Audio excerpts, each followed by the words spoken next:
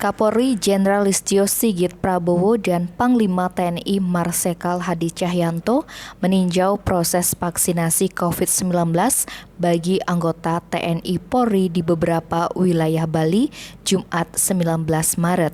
Salah satu tempat yang dikunjungi adalah Gor Praja Raksaka, Kepaon di Kesatrian Praja Raksaka, Pemogan, Denpasar Selatan.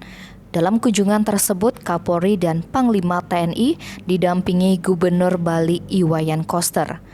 Menurut Kakasdam 9 Udayana, Kolonel CKM Dr. Imade Mardike yang turut hadir dalam acara tersebut, untuk wilayah Bali dan Nusra, sebanyak 3.112 anggota TNI Polri menjalani proses vaksinasi yang digelar serentak.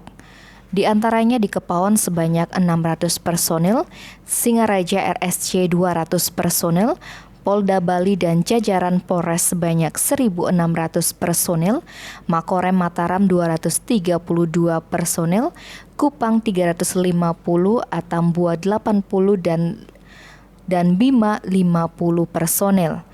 Listio Sigit dan Hadi Cahyanto menyampaikan program vaksinasi di Bali harus cepat selesai dengan cara dikeroyok sehingga pariwisata yang menjadi ikon Bali kembali pulih dan menggeliat.